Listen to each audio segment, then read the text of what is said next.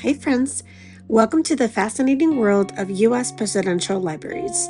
In this video, we explore the George H.W. Bush Presidential Library, located in College Station, Texas. If you're new here, welcome.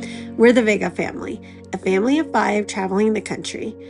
Join us as we take a virtual walkthrough to uncover the history and the unique treasures of this presidential library and the 41st President of the United States, George H.W. Bush legacy. We're excited to share our findings and inspire you to embrace your own adventures. Don't forget to subscribe and hit the notification bell so you don't miss a thing. Now, let's dive in.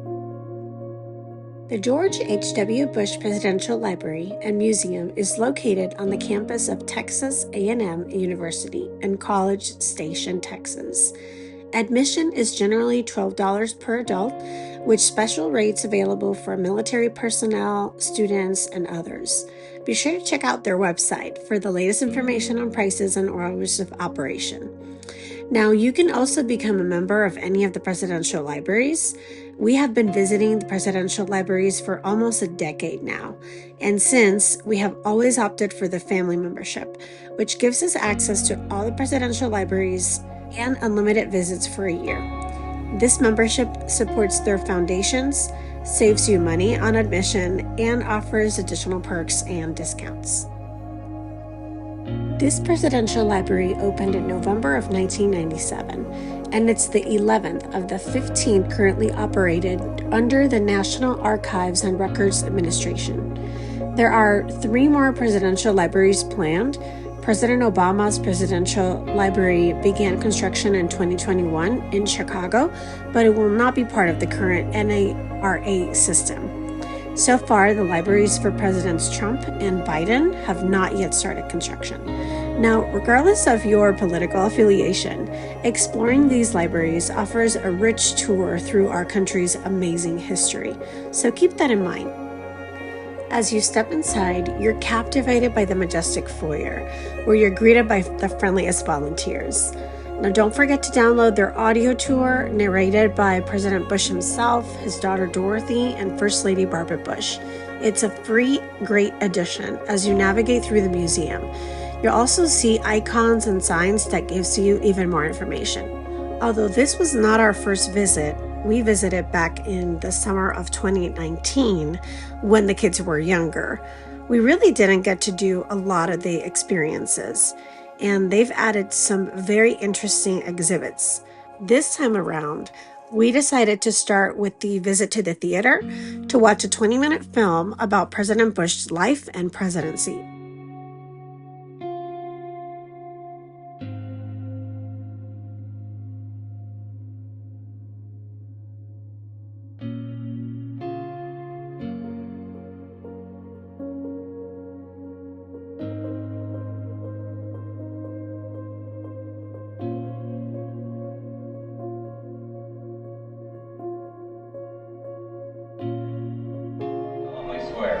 That I will faithfully execute the office of President of the United States. You're about to meet a real American hero, the 41st President of the United States.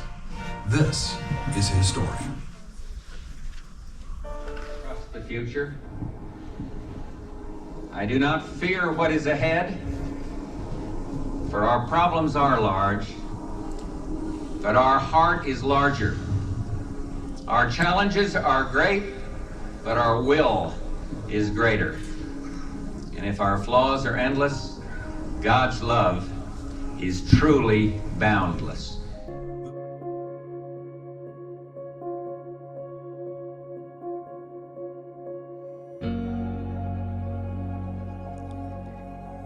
The Ansary Gallery of American History features rotating temporary exhibits throughout the year. Check their website for details on current or upcoming features. This gallery is packed with amazing historical facts and cool nuggets.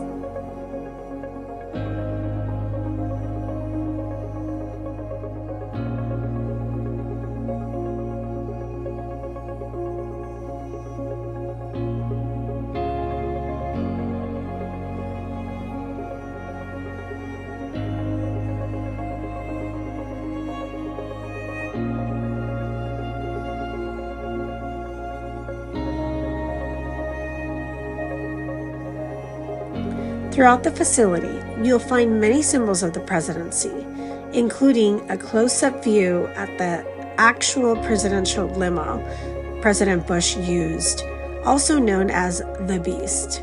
It's a great photo opportunity for the entire family.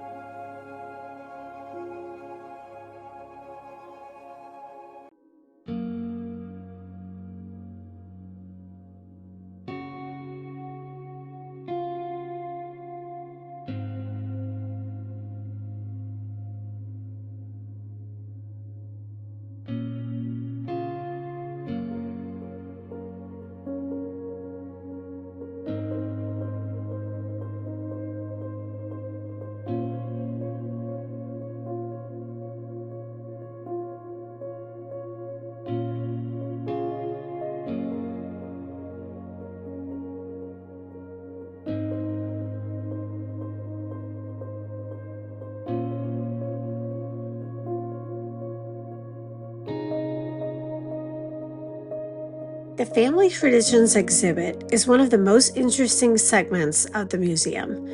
It explores the history of both the Bush and the Pierce families. These are interactive displays sharing details and fun tidbits of each family members, including the dogs. After returning from the war, Bush attended Yale University, where he played first base, just like his father. In his senior year, he was named captain of the Yale baseball team, and you can see a baseball mitt in the museum. While he was at Yale, he was also fraternity chapter president and graduated with a degree in economics in 1948, which is around the same time that their first son, George W. Bush, was also born.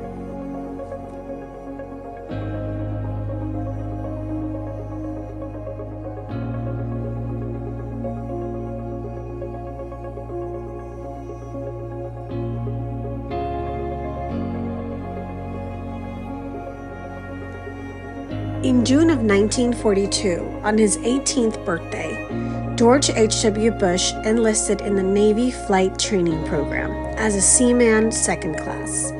He credits the war as a major catalyst that shaped his life.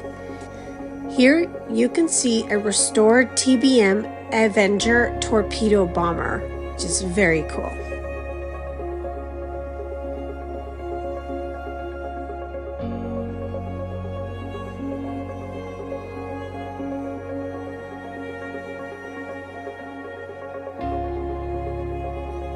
Barbara Bush shares a charming story about meeting her future husband during a dance in Connecticut when she was 16. They became secretly engaged in 1944, just before he left for the war, and married in January 6 of 1945 in New York. The day after graduation, he headed to Odessa, Texas, in a Studebaker car gifted to him by his parents. He drove 2,000 miles to Texas, where he began his career as an oil salesman. You can see a restored 1947 Studebaker that's identical to the one he had in the museum. They settled in Midland, Texas, making it their home base. After a failed Senate bid in 1964, he sold his business and fully committed to running for Congress, successfully securing his seat for District 7 from 1967 to 1971. They say that he was an effective advocate for the environment and the space program, even voting for the controversial Civil Rights Bill in 1968. Following his congressional term, he was appointed by President Nixon as the U.S. Ambassador to the United Nations.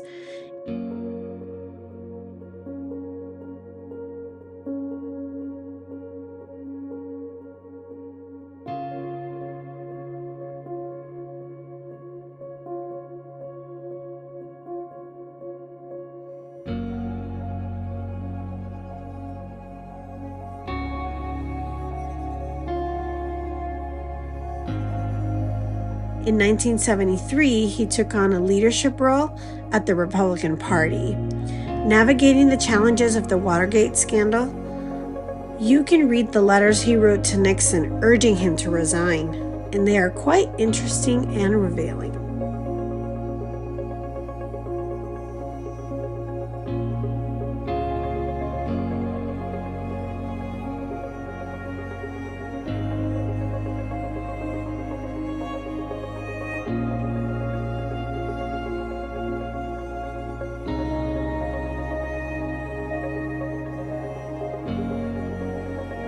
In 1980, Bush became Vice President of the United States to President Reagan.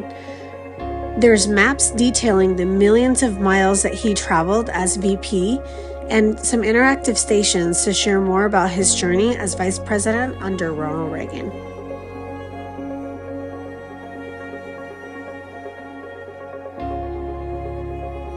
After serving 8 years as Vice President, George H.W. Bush became the 41st President of the United States in 1989.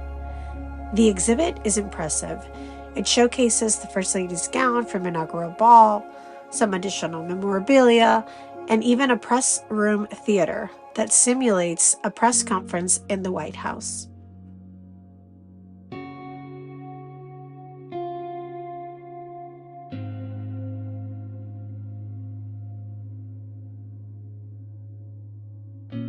There's a replica of President Bush Oval Office, decorated exactly as it was during his presidency.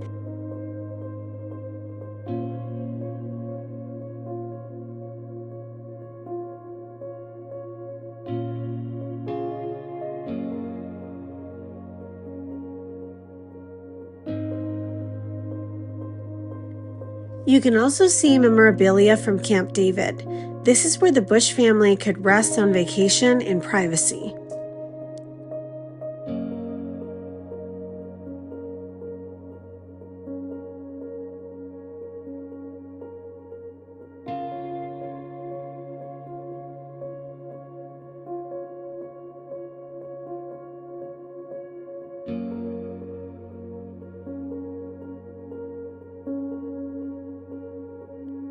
The Gifts of State section is particularly interesting, featuring gifts exchanged between the U.S. and other world leaders.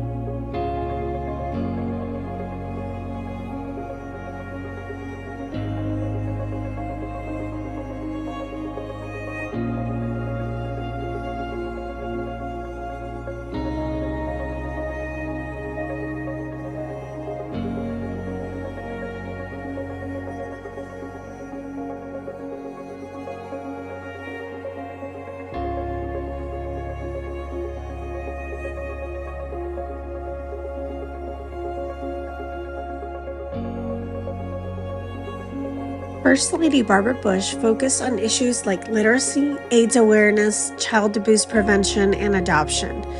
This area is filled with books for kids and anybody to explore, and it includes audiovisual displays that showcase some delightful moments with Mrs. Bush.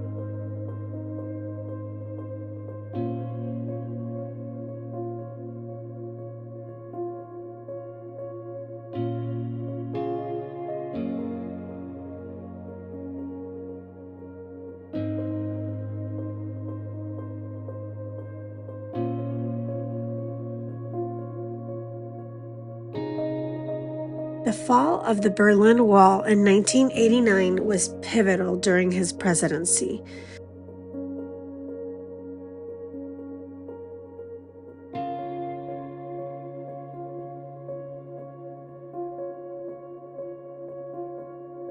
Crisis management and the Situation Room exhibit highlights events like overseeing the final years of the Gulf War, launching Operation Desert Storm, along with the environmental terrorism in Kuwait.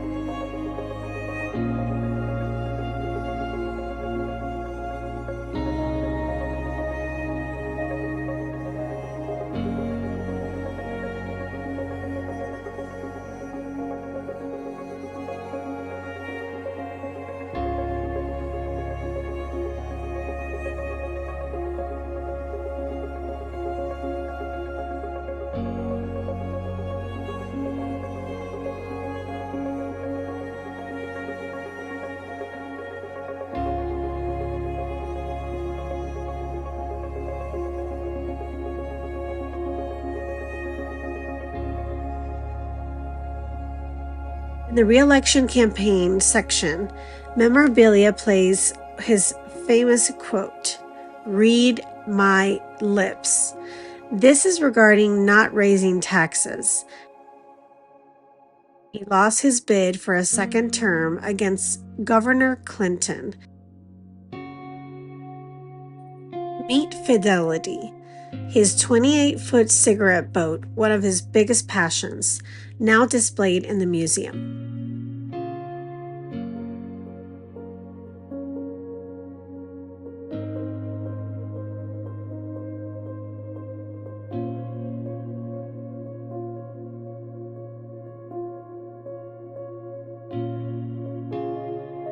As private citizens, the Bushes remained very active, emphasizing faith, family, and friends. You'll learn about their foundation and their dedicated work with MD Anderson on cancer research inspired by the loss of their daughter. A cool fact is that he enjoyed skydiving and completed jumps on his 85th and his 90th birthdays.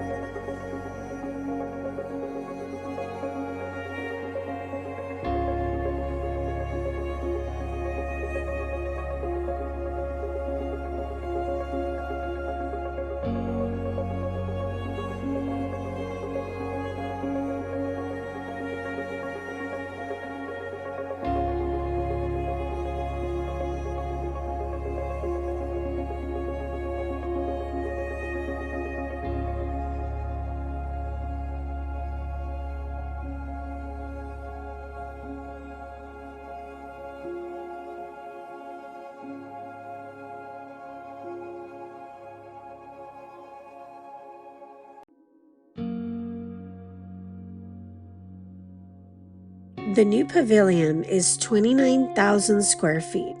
It just opened in 2024, and it displays two special relics: President Bush Marine One helicopter and the 4141 locomotive. As we entered, we were greeted by the sweetest volunteer alongside the impressive 4141 locomotive.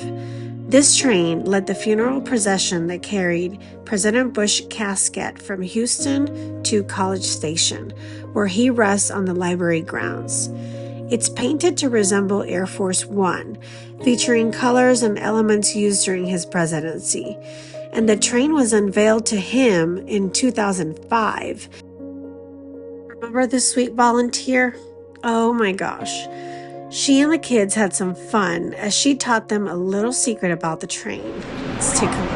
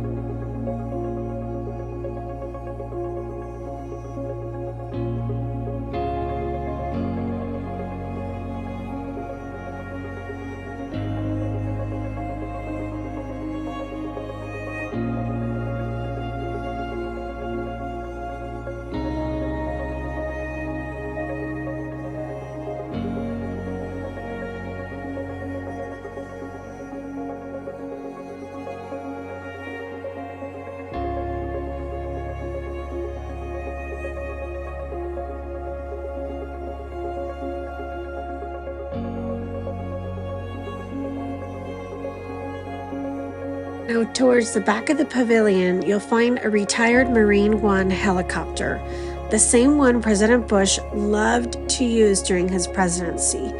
It was said that both President Bush and his wife would jump for joy to know that they would be flying on Marine One. It was amazing to see it up close and personal right there.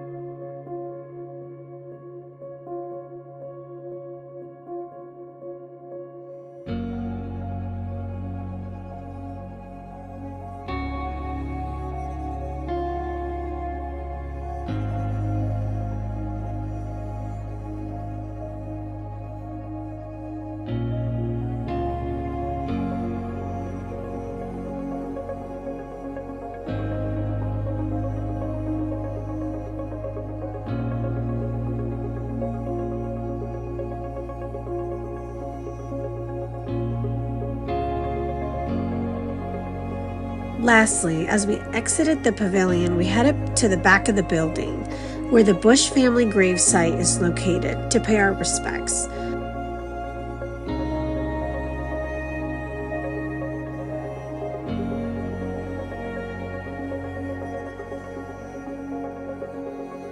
see an art installation called The Day the Wall Came Down, which was very interesting. And there's a business school right across named after President Bush. And inside there is the 41st Club, which is a sandwich shop as well, also named after the president.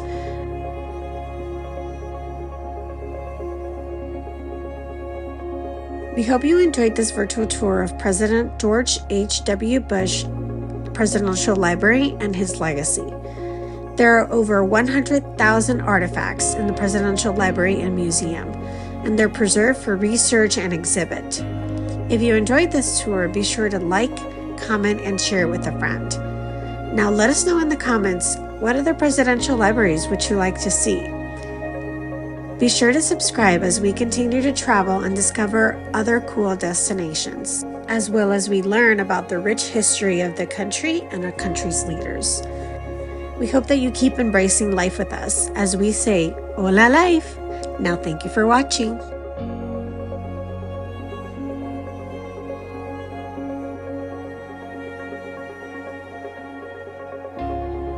The area surrounding the gravesite is very peaceful and beautiful. President Bush is buried alongside First Lady Barbara Bush and their young daughter Robin. Out of respect for the family, we decided not to film in this area. It's a beautiful place and we wish them to rest in peace.